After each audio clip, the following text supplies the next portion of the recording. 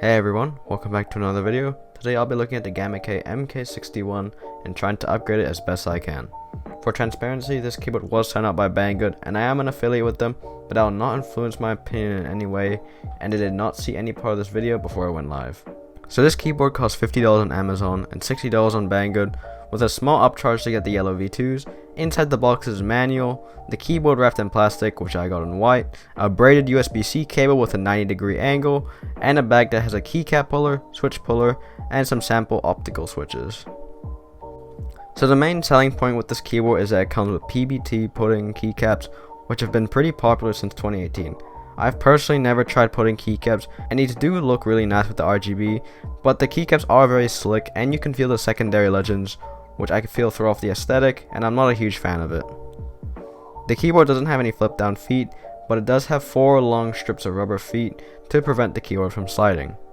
This keyboard comes with 5 different Gatoron optical switches. I got the yellow V2s because I thought they were heavier than the reds like regular Gatoron switches, but I was wrong.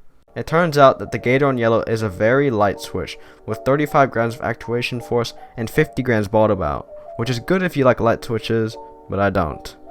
Using the sampler pack, I found out that my favorite was the Gatoron optical blacks because they weren't too light, but Banggood doesn't offer the blacks as a choice with this keyboard, which is disappointing. The main difference between these optical switches and traditional switches is that optical key presses are registered through the stem interrupting a light beam, which means that the bottom of the optical switches and traditional switches are different, meaning that you can't put an MX switch inside due to the copper pins. This means that while this keyboard is hot swap, you can only change it out with other optical switches, which can be pretty limiting to beginners. There is software available for this keyboard, but it's pretty sketchy and doesn't inspire a lot of confidence. I would honestly recommend you skip this. Here's how the MK61 sounds stock, and I'll have a full sound test at the end of the video if you're interested.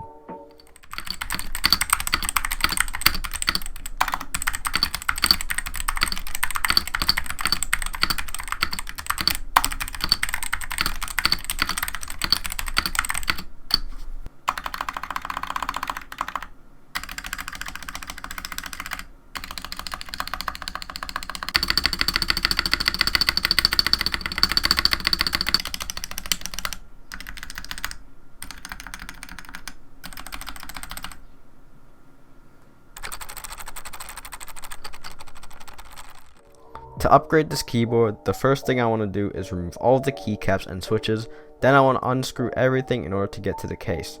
The first thing I'm going to do is lube the switches, as they are still pretty scratchy and have this really annoying spring noise.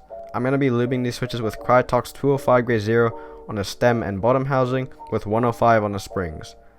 After the switches are done, I then move on to the stabs. These stabs are very rattly, and the factory lube didn't do much as it was very inconsistent. I cleaned the stabilizers and clipped the stems because they didn't come flat. Instead of doing the holy mod, I'm going to lube the stem and housing with 205 grade 0 and using XHT BDZ for the wires. XHT BDZ is a super thick lube that is meant to be used exclusively for stab wires and supposedly lasts longer than dielectric grease. I was pleasantly surprised to see that Gamakay actually included some plate foam in between the plate and PCB to dampen the sound and eliminate any potential ping. I wanted to see if the PE foam mod would work on an optical keyboard because of how the switch actuation works, and because I've never seen anyone try it on an optical keyboard, so I bent these steel clips to allow the plate and PCB to separate, accidentally breaking one in the process, and then I added the foam and made cutouts for the stabilizers and used tweezers to poke holes to allow the optical switches to pass through. I tried using a hole puncher, but it didn't work as the PE foam was too flimsy. Before reassembling, I want to perform the tape mod, so I add 3 layers of masking tape to the bottom of the PCB. This should make the keyboard more poppy and sound slightly deeper. This keyboard already fits very tightly inside the case, and adding foam will cause the keyboard to be unable to close. It was already hard enough to close with 3 layers of tape on the bottom. I had to make small cutouts where the screw holes were so it could fit. I'll reassemble everything and put the switches and stabilizers on, and when I plugged in the keyboard, what I feared would happen most came true. Some of the characters would constantly repeat itself because the PE foam would interfere with the contacts after the switches went through, causing repeated characters and making my computer go crazy. So I disassembled the keyboard and removed the PE foam, then reassembled. So if you have an optical keyboard, definitely don't do the PE foam mod because it isn't worth it and it's a hassle to remove. Just do the tape mod. I don't think that this keyboard will sound great because these pudding key guys are very thin, but I'll try them out anyways.